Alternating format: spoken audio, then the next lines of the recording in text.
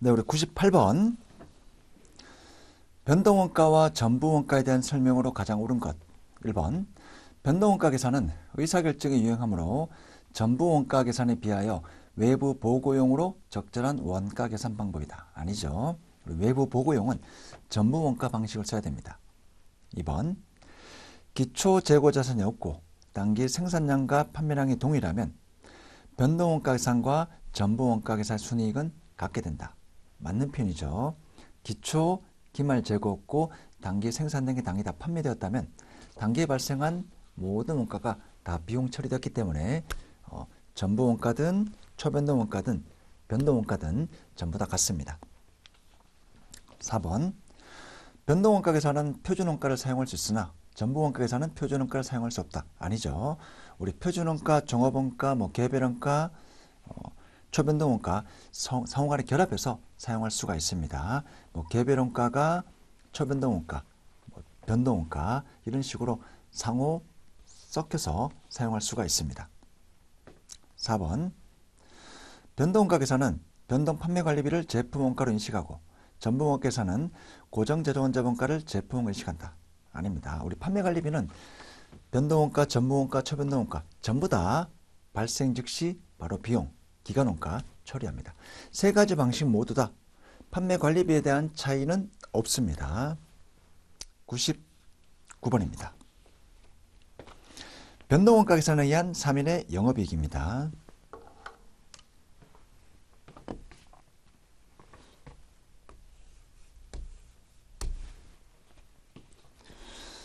자, 1월 1일 영업을 개시한 3일은 단일 제품을 생산 판매하여 한 해 동안 2000단위를 생산하여 1500단위를 판매했습니다. 추가 정보는 다음과 같을 경우 변동원가 계산에 의한 3일의 영업이익은 얼마인가? 자, 같이 한번 해볼게요.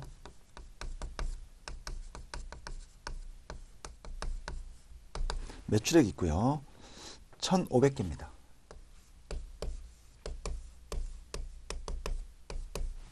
단위당 판매 가격 1800원.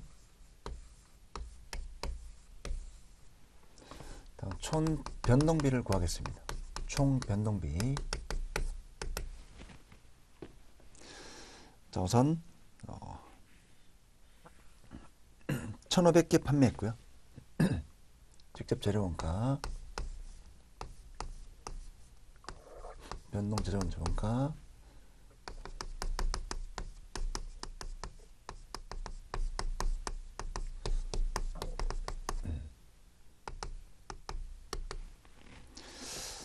자, 1500개.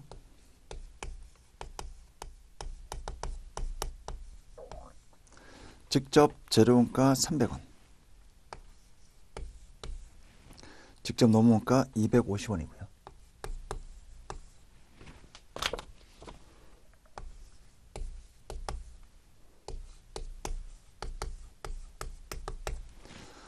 변동 제조 원자본가 150원입니다.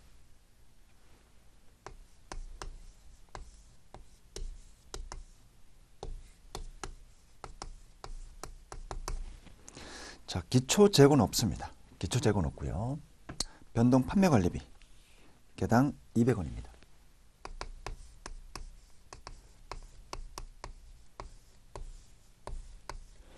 자, 총 변동비 계산해 볼게요.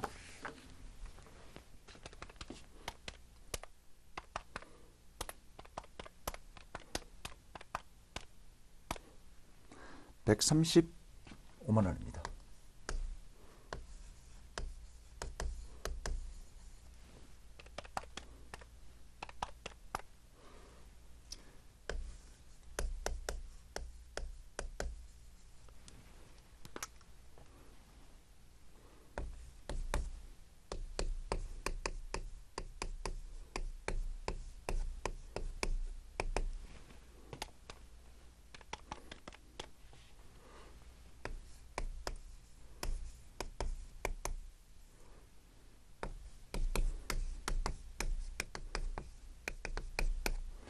자, 고정비를 빼겠습니다.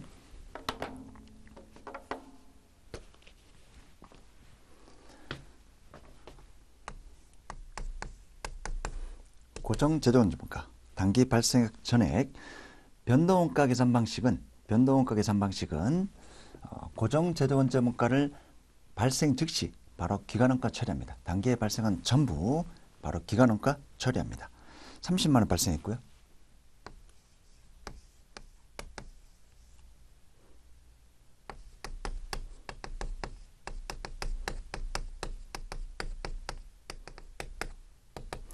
고정 판매 관리비 20만 원 발생했습니다.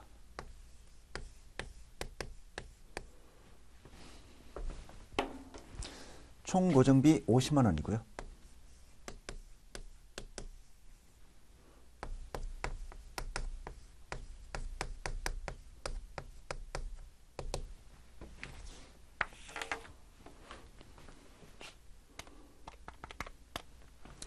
영업이익은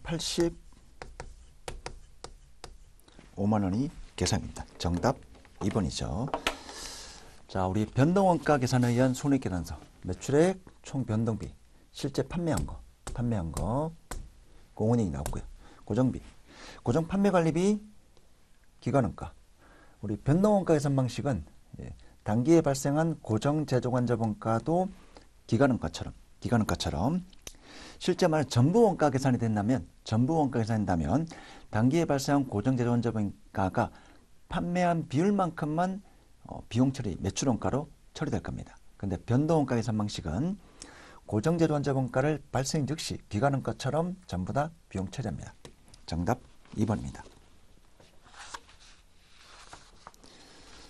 자, 문제 100번입니다.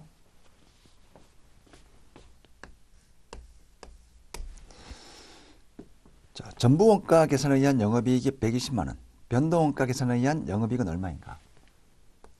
공식 그대로 쓰시면 되겠죠.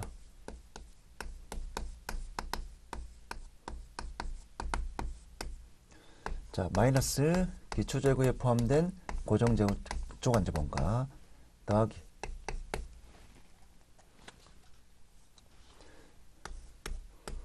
기말재고에 포함된 고정제조관자원가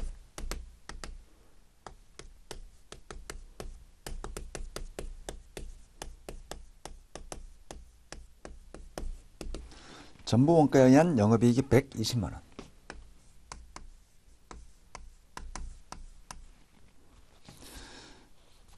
자, 기초재고입니다. 3월에 8,000개 생산해서 3월에 영업을 개시했으니까 3월 현재 기초재고는 제로. 단기 8,000개, 판매 7,000개니까 기초재고는 1,000개겠죠.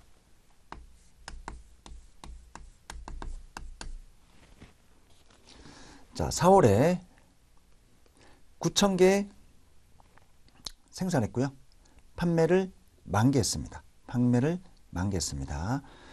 자, 그럼 4월 시점에 기초재고 1,000개, 생산량 9,000개, 판매량 만개니까 일단은 제로가 되고요.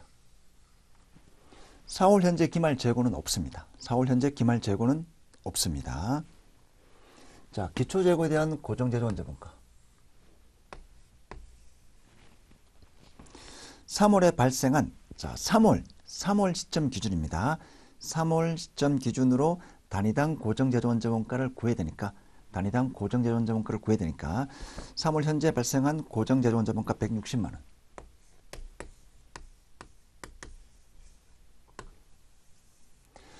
자, 3월에 8,000개.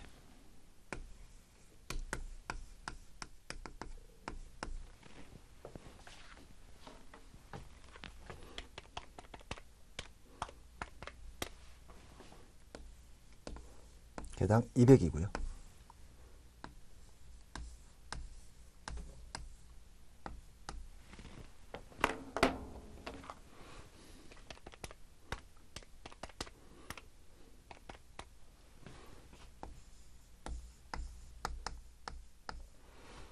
자, 그럼 X 구할 수 있겠죠.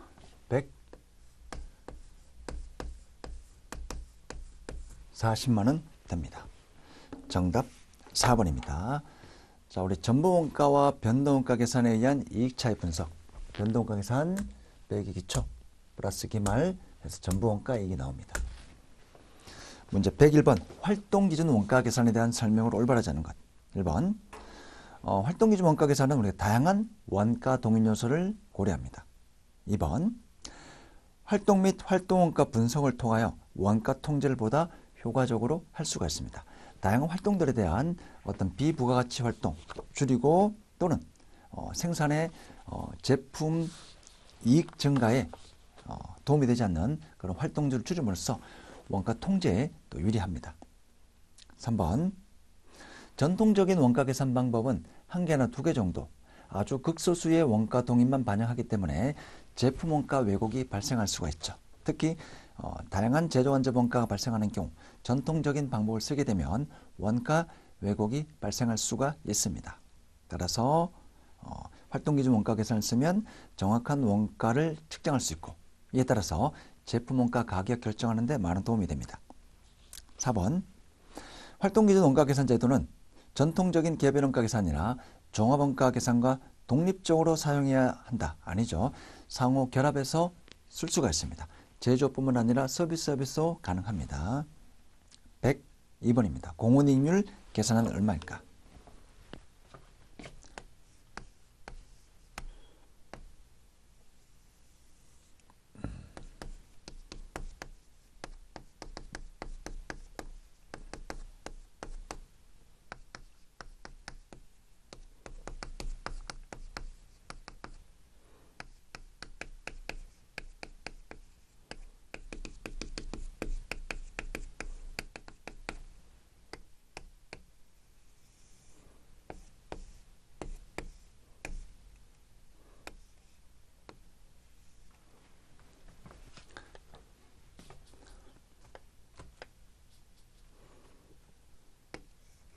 자, 우리 이 공식에 따라서 구하면 되겠죠. 공헌이익률 또는 총 매출액분의 총 매출액 빼기 변동원가.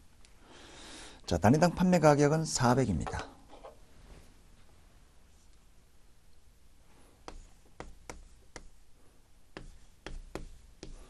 단위당 변동원가, 변동 제조원가, 변동 판매관리비 150 더하기 130, 280이고요.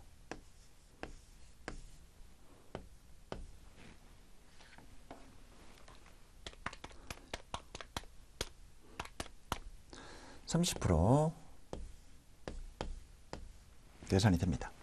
정답 3번이고요. 공헌이익률 총매출액분의 총공헌이익 또는 단위당 판매가격분의 단위당 판매가격 빼기 단위당 변동원가 103번입니다. 명상센터의 직영 운영과 임대 운영에 대한 형태를 고민하고 있다.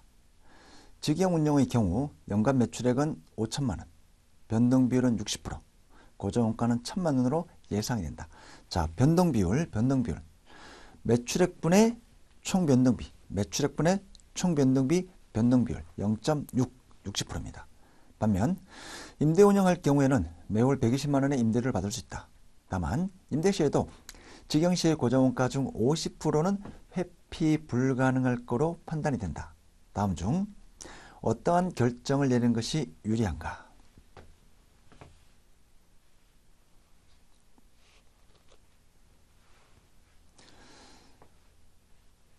자, 새로운 형태를 우리가 임대 운영이라고 가정을 해볼게요.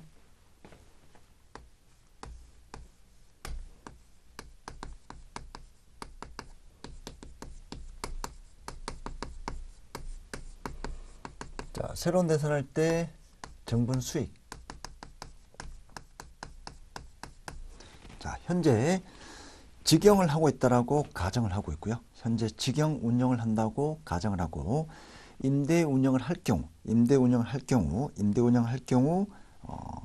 정분 수익과 정분 비용을 반영하고 정분 이익을 계산함으로써 플러스가 나오는지 마이너스가 나오는지 체크하시면 되겠습니다. 자, 정분 수익 보겠습니다. 우선 임대 운영의 경우에는 매월 120만 원. 매월 120만 원. 자, 매월 120만 원. 플러스죠. 매월이니까 곱하기 12개월. 자, 이만큼 수익이 생깁니다. 반대로 직영 운영하는 것을 포기해야 됩니다. 연간 매출액이 5천만 원 발생하지 않겠죠. 이만큼 수익이 감소합니다. 자, 그러면 정분 수익.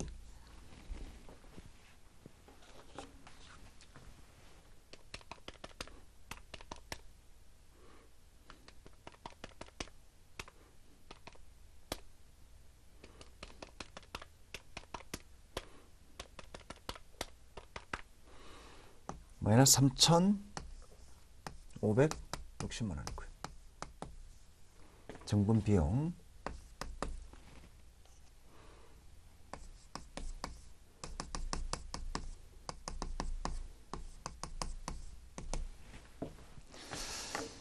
자, 변동비율 60%, 5천만 원의 60% 변동비죠. 변동비율은 매출액분의 총 변동비. 따라서 변동비 60%니까 매출액 5천만 원 곱하기 60%가 변동비인데 발생하지 않습니다. 자, 변동비가 발생하지 않습니다.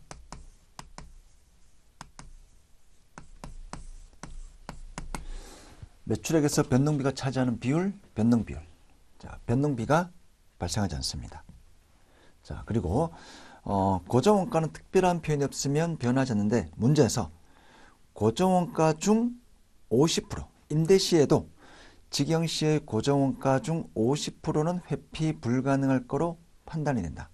즉 50%는 발생하고 50%는 발생하지 않는다는 거죠. 따라서 우리가 임대를 하면 고정비가 1,000만 원 발생하는데 50%는 발생하고 50%는 발생하지 않으니까 이만큼 고정비가 줄어들겠네요.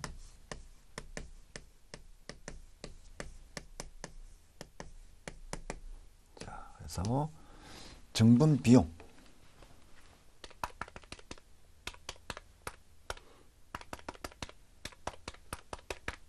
3,500입니다.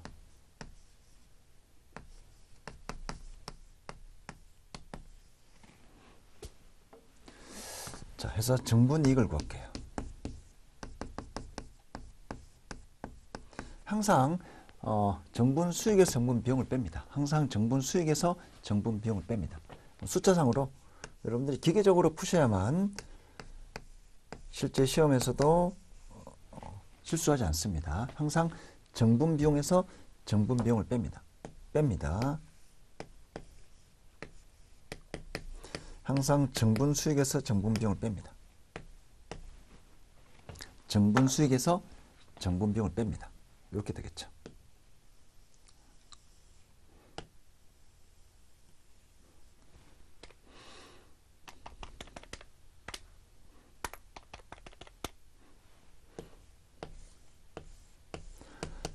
자, 새로운 대안을 선택하니까 우리 부호가 마이너스가 나오네요. 새로운 대안을 선택하니까 부호가 마이너스가 나옵니다. 그럼 새로운 대안을 선택하면 안 되겠죠.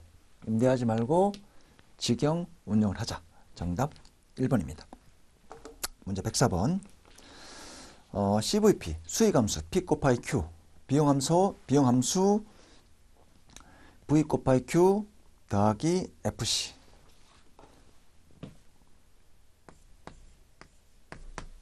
자, 수익함수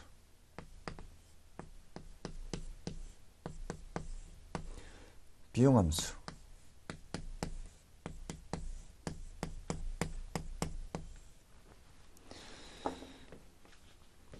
자, A점과 B점 단위당 변동원가는 같죠. 단위당 변동원가 A나 B나 단위당 변동원가 같습니다. 수익함수, 비용함수니까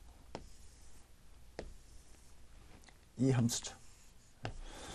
자, 이 지점이나 이 지점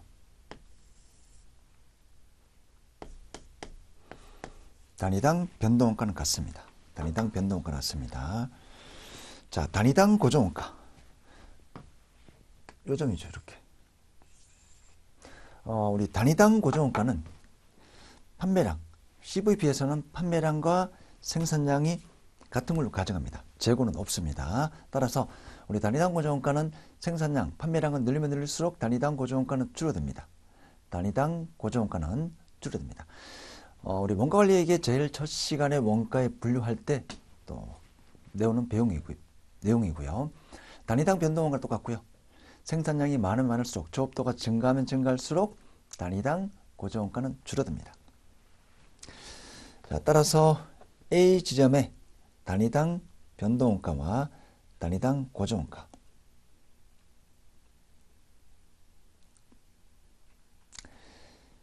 자, 정답은 3번이죠. A 지점이 B 지점보다 단위당 고정원가가 더 클 겁니다. 일종의 기울기. 자, 단위당 고정원가는 조업도가 늘어나면 늘어날수록 줄어듭니다. 그래서 A가 단위당 고정원가는 더 큽니다. 정답 3번입니다. 105번입니다. 자, CVP 분석.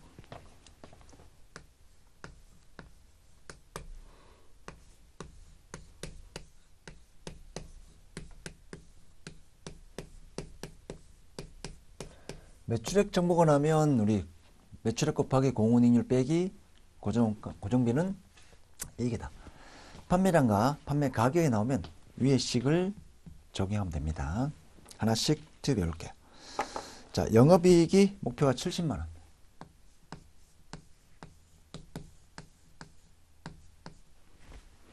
단위당 판매 가격 500.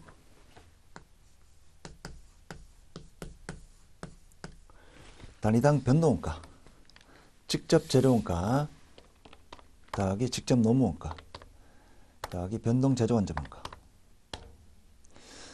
더하기 단위당 변동 판매관리비 250이 되죠.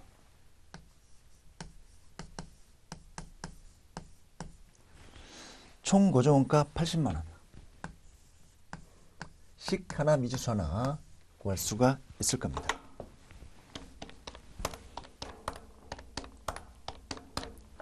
식 하나 미지수 하나.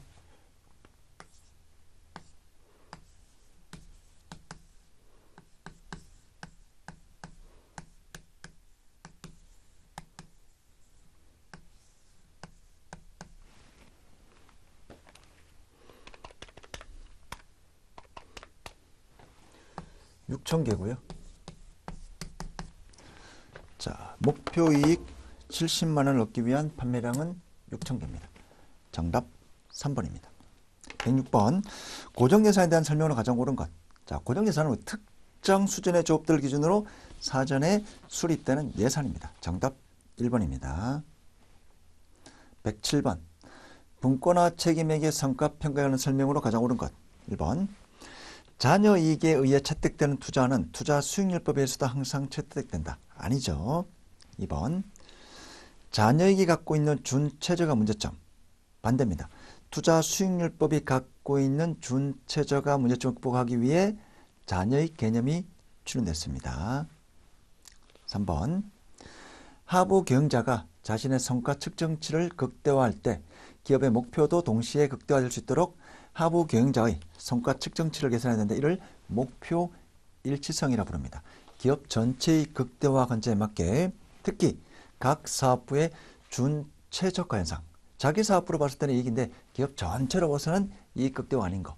준최저가 현상을 방지해야 되고 즉 기업 전체의 목표 일치에 맞게 돼야 됩니다. 정답은 3번입니다. 4번. 투자 수익률법의 장점은 투자 규모가 다른 투자 중시점을 상호 비교하기 좋은 장점이 있죠. 정답은 3번입니다. 108번. 변동예산 제도를 사용할 때 총원가. 자, 108번. 변동예산입니다. 자, 변동예산은 우리가 이제 실제 생산량 기준으로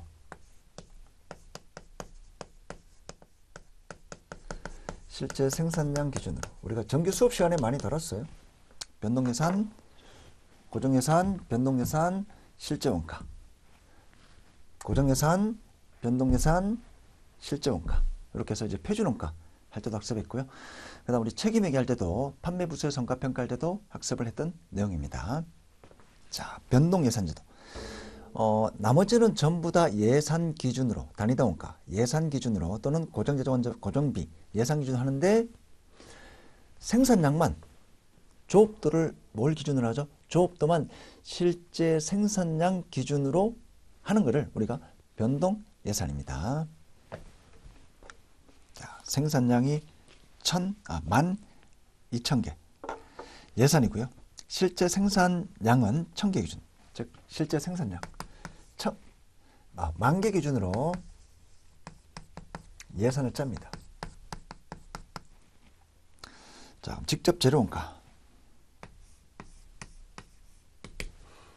10,000개 곱하기 예산 단위당 원가. 자, 단위당 직접 재료원가는 3,600만 원 나누기 예산 생산량 12,000개 하면 되겠죠. 자, 논리는 똑같습니다. 자, 총 예상한 직접 재료원가 3,600이고요. 예산 생산량 12,000개. 자, 여기도 예산이고요. 여기도 예산입니다. 그래서 예산 단위당 원가죠.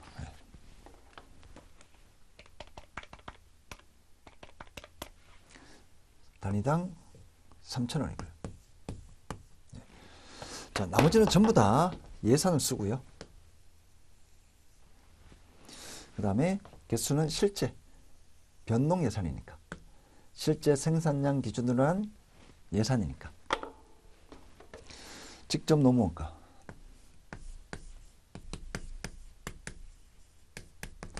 자, 이것도 똑같은 논리라면 1,200만 원 나누기 12,000개 1,000이죠. 변동 제조원자원가 예산 3,600만 원 나누기 12,000개 3,000이고요. 전부 다 이런 논리입니다. 직접 재료, 직접 노무, 변동 제조원자원가, 예산 나누기 예산 생산량 해서 예산 단위당 원가 산정이 되고요.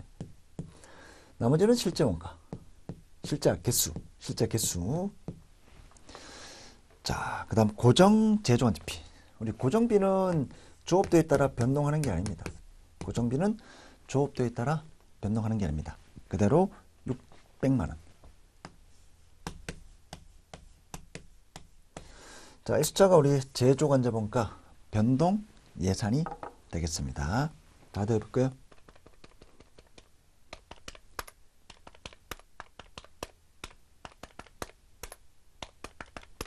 7,600이 됩니다. 자, 여러분들 이제 고정 제조원자본가만 주하면 되겠죠. 여러분들 저랑 표준원가 할 때 이 연습 많이 했습니다. 고정예산, 변동예산, 실제원가.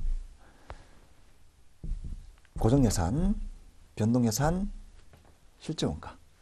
그래서 고정비는 조업도에 따라 변동하는 게 아니기 때문에 그대로 끌고 옵니다. 예산을. 그래서 이제 우리 고정 제조원자본가 분석할 때는 예산 차이와 조업도 차이, 예산 차이와 조업도 차이로 분석했습니다. 자, 109번입니다. 109번도 전형적인 문제고요. 자, A 제품, B 제품이 있고요. 매출 배합차와 매출 수량 차이입니다. 매출 배합차와 매출 수량 차이. 자, A 제품의 단위당 공훈이익은 20원. 공식을 한번 써볼게요. 자, AQ 곱하기 AM 곱하기 BP 빼기 SV. 요게 나오고요. BQ 곱하기 BM 곱하기 BP 빼기 SV. 근데 중간에 우리가 배합 차이와 수량 차이는 똑같이 하는데 뭐가 들어오죠? AQ는 똑같은데 실제 판매량 기준인데 배합만 예산 배합을 했을 때 어떻게 될까? BP 빼기 SV가 예산 단위당 공훈이익. 예산 단위당 공훈이익. 실제 자, 예산부터 해볼게요. A 800개, B 12,000, B 1200개.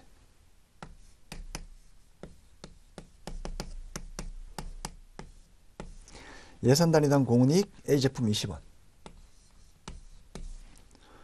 B 제품 4원.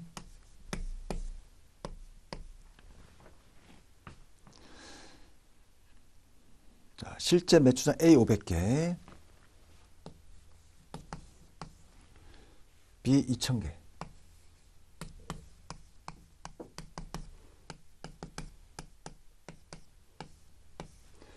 (24) 20과 4가 됩니다. 자, 중간에 12대 8, 12대 8,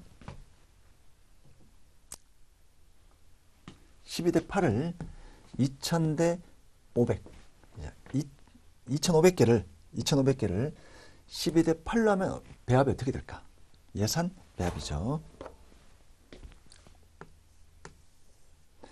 자, 총 2500개입니다.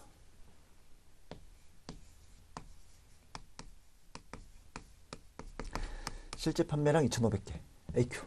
근데 배합을 예산 배합 12대 8로.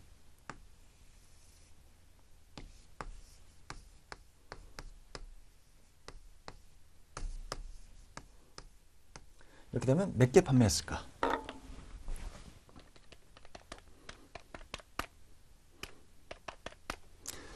1500개가 되고요.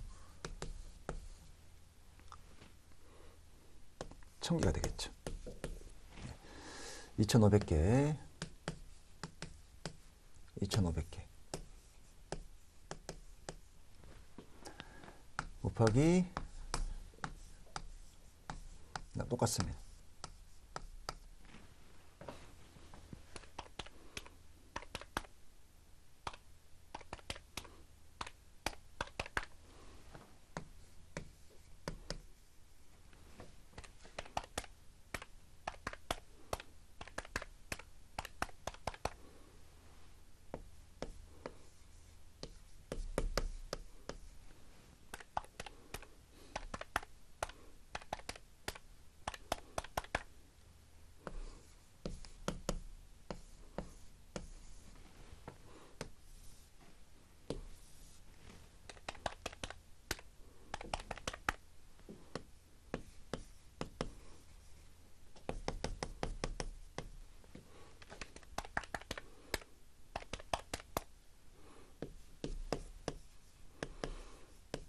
자, 판매 부서니까 여기도 마찬가지 항상 왼쪽에서 오른쪽 뺍니다. 왼쪽에서 오른쪽 빼서 여기는 마이너스 나면 불리한 차이, 플러스 나면 유리한 차이.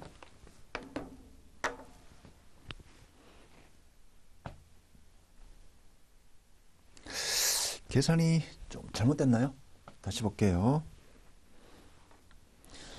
자, A가 500개, 2000개, BP, SV 24, 20하고 4, 예산 800개, 1200개, 800개, 1200개, 2000개, 20하고 4.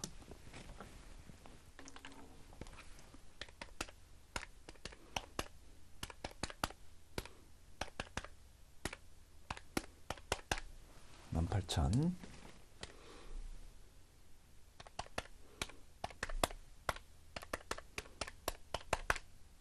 34,000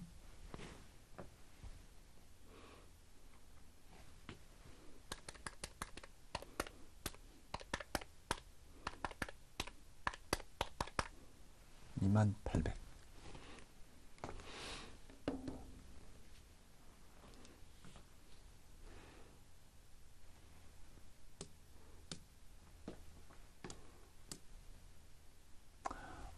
죄송합니다. 여기 숫자가 바뀌었네요. 1200개 때 800인데 여기 1500, 1000이 두 개 숫자가 바뀌었습니다. 죄송합니다.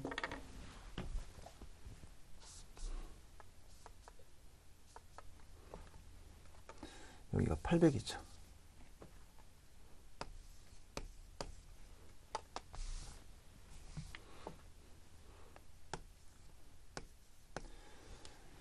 12대 8이니까 1500개 1000개가 돼야 됩니다. 죄송합니다.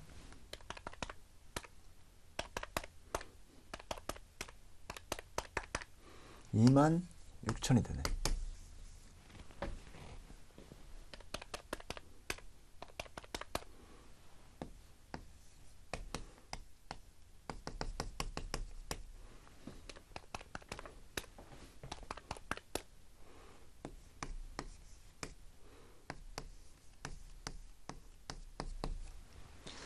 예, 8,000원 불리한 차이, 5,200 유리한 차이. 이렇게 돼야 정답 1번입니다. 자, 여기가 1200개 대 800, 1200 대 800이라서 1500, 1000이 와야 됩니다. 1500, 1000이 와야 됩니다. 정답 1번입니다. 자, 110번 가중평균 자본비용. 가중평균 자본비용입니다. 자, 여기도 공식만 그대로 대입하시면 어렵지 않겠죠? 네. 타인 자본비용 8%. 타인 자본비용은 법인세 절세 효과가 있기 때문에 법인세를 고려했는데 우리 문제에서는 법인세가 없기 때문에 특별히 고려할 건 없습니다. 비율만. 자, 50분의 타인 자본비용 20억. 자기 자본비용이 15%.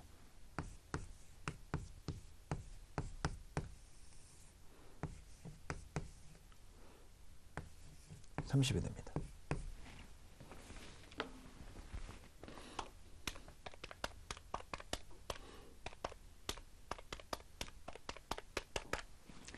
(12.2%가) 되네요. 자, 법인세가 있으면 법인세 고려하고요. 근데 법인세가 없기 때문에 각각 비율로 하시면 되겠습니다. 문제 111번. 두 개 사업부가 있습니다. 가 사업부와 나 사업부. 당해 연도 영업활동 자료는 다음과 같습니다. 위저를 이용하여 3일의 최저 필수익률이 10%일 때 가사업부의 투자 수익률을 계산하면 얼마인가? 자, 가사업부입니다. 매출액 1억이고요. 공훈이익률 20%. 추적 가능한 고정비 1,000만 원. 평균 투자 자본 5천만 원이고요. 자, 111번입니다. 우리 투자 수익률법.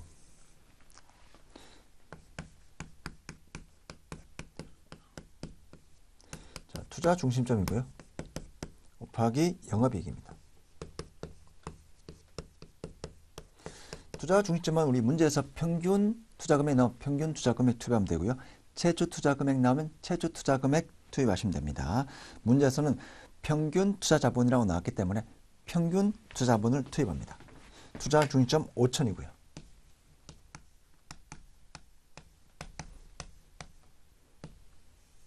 자, 영업이익.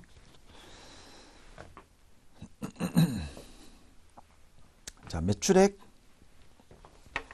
1억이고요. 공훈이익 20%. 자, 공훈이익 2천만 원. 추적 가능한 고정비 1,000만 원. 영업이익은 1,000만 원 나오죠.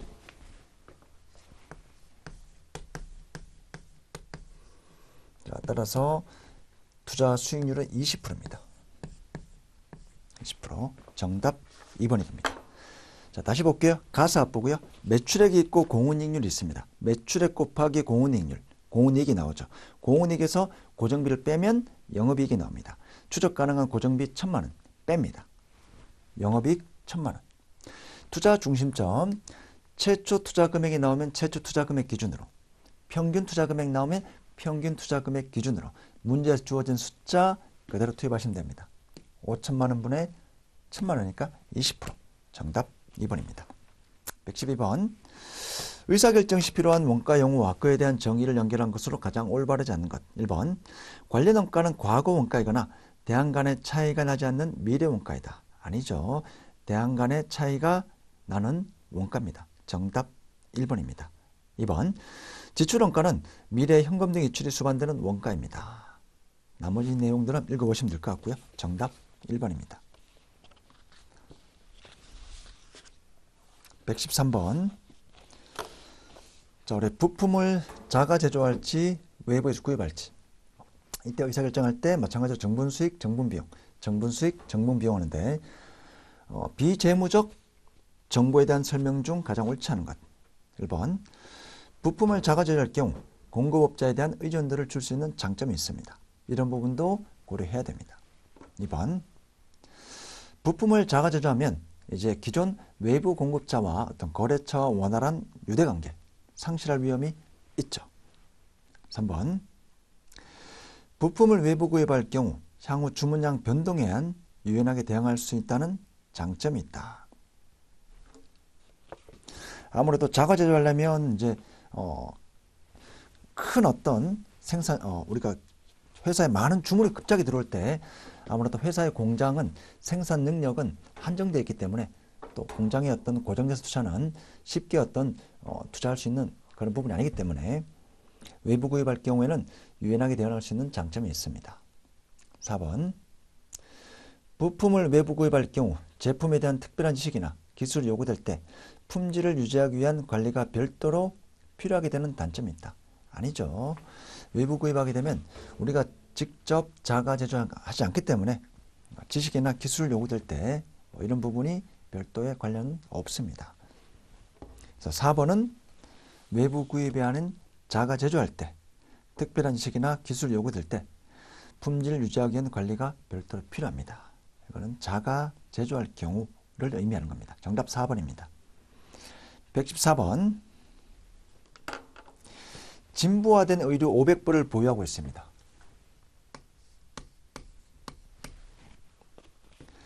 이 제품에 대한 총 제조 원가는 4,500만 원이나 현재로서는 의류 한 벌당 25,000원에 처분하거나 1,100만 원을 투입하여 제조한 후 의류 한 벌당 5만 원에 판매할 수 있는 상황입니다. 다음 설명 중 가장 옳은 것은? 자, 우리가 이 의류를 추가 가공하여 판매한다라고 가정을 해보겠습니다. 추가 가공하여 판매한다라고 가정을 해보겠습니다. 자, 현재 500벌 가지고 있고요. 이미 발생한 제조 원가는 4,500만 원, 매몰 원가죠. 이미 과거에 발생했습니다. 미래 의사결정할 때 더 이상 영향력이 없습니다. 자, 의류 한 벌당 25,000원에 처분하거나 1,100만 원 투자하여 5만 원에 판매할 수 있는 상황입니다. 자, 추가 가공하여 판매한다라고 가정해 보겠습니다.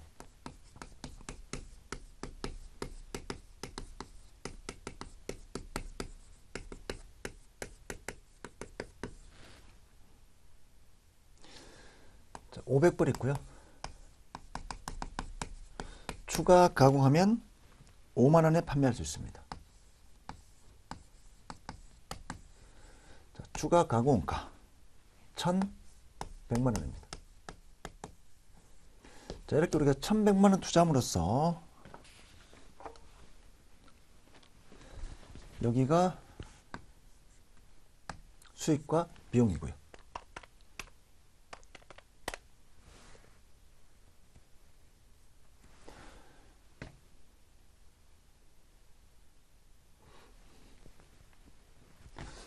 이렇게 할게요.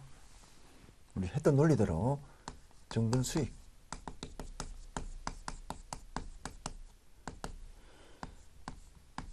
자, 현재 500벌이고요.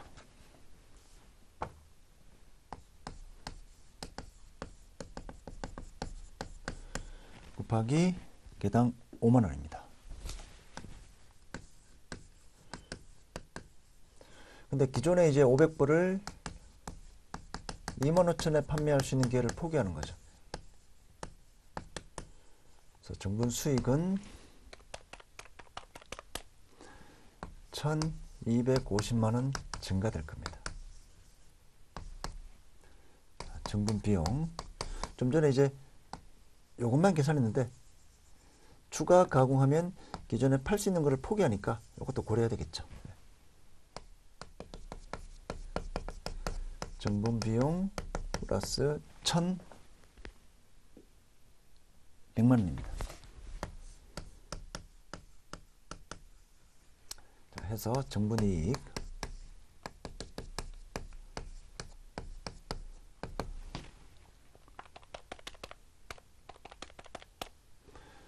플러스 150만 원 됩니다.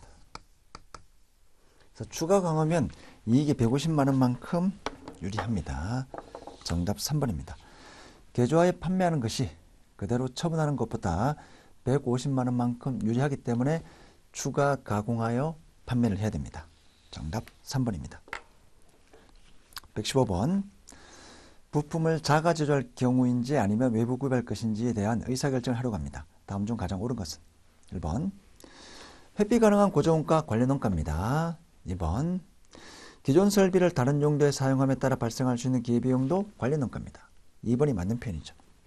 3번 고정원가가 당의 의사결정과 관계없이 계속 발생한다면 이 고정원가는 비관련 원가. 비관련 원가입니다.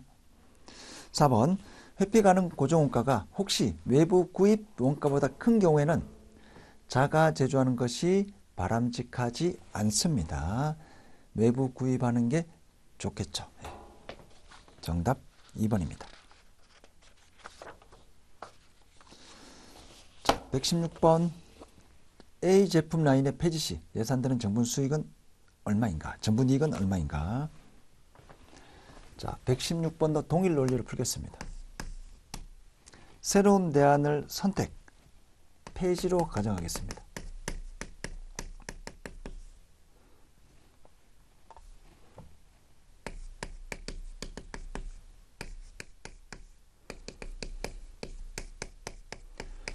자, 사업부를 폐지하면 우리 정분 수익. 3위는 사무용품을 제조 판매하고 있으며 제품 생산을 위하여 ABC 제품 제조 라인을 운영하고 있습니다. 회사의 고정원가를 각 제품에 배분하는 기준으로 매출액을 사용하고 있습니다. 라인모 분석 결과 A 제품 라인에서 10만 원의 손실이 발생하여 A 제품 라인을 폐지할 것인지 고려하고 있습니다. A 제품 라인의 단기 중 손익, 매출액, 변동원가, 공원이익, 고정원가이익, 현재 이익이 마이너스 10만 원. A 제품 라인의 폐지 시 고정원가 중 40만 원은 회피 가능하며 유효설비 임대 시 단기에 30만 원의 임대 수익을 예상이 됩니다. 자, 항상 우리 정분 수익, 정분 비용 고려하면 됩니다. 새로운 대안 폐지할 경우에 정분 수익, 임대 수익 늘어나고요. 자, 30만 원입니다. 자, 이제 A 제품 라인을 폐지하니까 더 이상 매출액이 발생하지 않을 겁니다.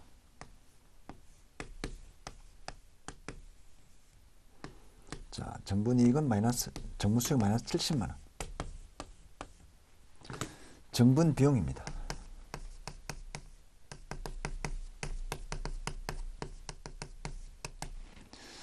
자, 변동원가 더 이상 발생하지 않습니다. 마이너스 60만 원.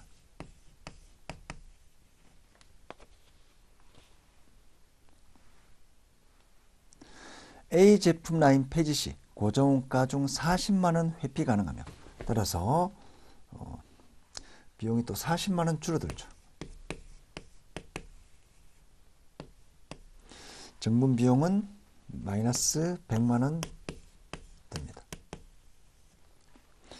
자, 변동원가, 고정원가도 회피 가능하니까 그만큼 줄어든다는 내용이고요. 자, 정분이익.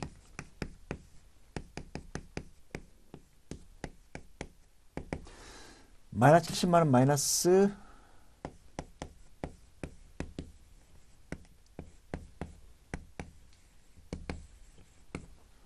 자, 플러스 30만 원 생깁니다. 따라서 A 제품 라인 폐지 시 예상되는 정분이익은 30만 원. 정답 3번입니다. 117번. 다음에 투자 의사결정 방법에 갖는 장점으로 가장 옳은 것.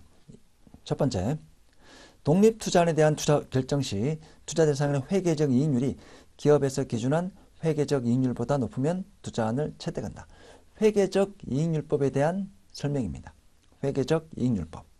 자, 회계적 이익률법은 화폐의 시장을 초래하지 않습니다. 장점이 재무제표 정보를 그대로 끌고 옵니다. 회계적 이익률법은 비현금 모형입니다. 순현재가치법, 내부수익률법, 회수기간법, 현금 모형이지만 회계적 이익률법은 비현금 모형, 즉 발생주의 논리를 그대로 채택하고 있습니다. 정답 2번입니다. 자료 확보가 용이합니다. 자, 118번 회수기간법. 회수기간법은 현금 모형입니다. 현금 모형. 따라 정답은 1번입니다. 비현금 자료 반영되는 포괄적 분석 기법이다. 아닙니다. 그리고 회수기간법은 유동성 확보. 다만 단점이 화폐의 시장가치를 고려하지 않는 단점이 있습니다. 그리고 특히 투자 후반부의 현금 흐름이 불확실한 경우 유용한 평가 방법이 될 수가 있습니다. 실제 우리 순현재가치법과 내부 수익률법 전부 다 확실하게 현금이 들어온다라고 가정하고 분석하는 기법인데 실제 미래의 어떤 현금이 이제 투자 후반부에 굉장히 불확실성이 있다. 그러면 빨리 확실하게 돈이 들어오는 빠른 기간에 현금이 확보되는 회수기간법이 유리할 수가 있다는 내용입니다. 정답 1번입니다. 119번 최대 대체가격.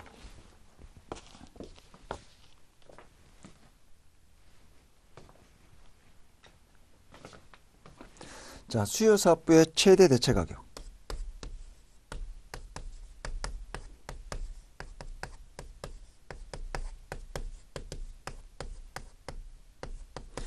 여러분들 공식만 알면 간단하죠. 둘 중 작은 금액입니다. 외부 구입 가격.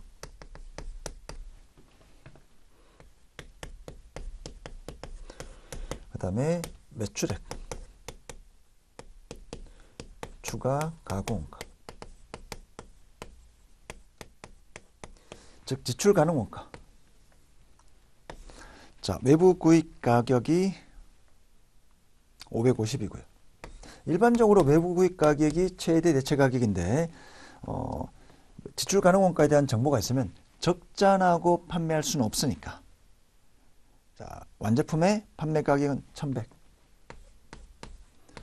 추가 가공 원가 500입니다. 따라서 600이 되겠죠. 둘 중 작은 거니까 550이 됩니다. 수요사업의 최대 대체 가격 550 정답 1번입니다. 120번 수명주기 원가 계산에 대한 유용수를 가장 올바르지 않는 것. 자, 1번 수명주기 원가 계산은 가치 사슬. 2번 특히 제조 이전 단계에서 대부분의 제품 원가가 결정이 된다. 따라서 제조 이전부터 원가 절감을 위해서 관심을 가진다. 3번 그리고 가치 사슬 단계에서 원가 상호 간의 관계를 분석할 수 있다. 4번 단기적 성과 및 원가 관리에 유용하다. 아니죠. 장기적 성과, 장기적 의사결정에 굉장히 유리한 장점이 있습니다. 단기적이란 내용이 틀린 편입니다. 정답은 4번이고요. 자, 이렇게 해서 우리 2021년 9월 원가관리 얘기. 2021년 9월에 되었던 출제된 이제 원가관리 얘기는 굉장히 좀 시간이 많이 걸려요. 저도 보통 풀이해보면 이제 한 60분 정도 안에 다 풀이할 수 있는 내용이 대부분인데 21년 9월 달에는 굉장히 어떤 계산 문제도 많고요. 계산 문제도 굉장히 좀 긴 시간을 요구하는 그런 문제도 많습니다. 그렇지만 문제 자체는 특별히 어떤 신유형이나 이런 부분은 거의 없습니다. 계속 반복적으로 나왔던 유형들이 출제가 되는 부분인데 풀이 과정이 좀 더 길다는 그런 특징이 있습니다. 여러분들이 이제 새로운 문제 많이 풀기보다는 계속 반복적으로 같은 유형의 문제를 풀어야만 약간의 응용이 나오더라도 빨리 여러분들 정할 수 있습니다. 그래서 계산에 대한 기계적으로 완전하게 틀이 잡혀야 됩니다. 완전하게 틀이 잡혀야 됩니다. 변동원가, 계산 이런 공식, 계산 공식, 공은이익률, 그다음 정분수익, 정분비용, 정분이익 이런 계산 공식 틀이 확실하게 여러분들이 손에 익어야 됩니다.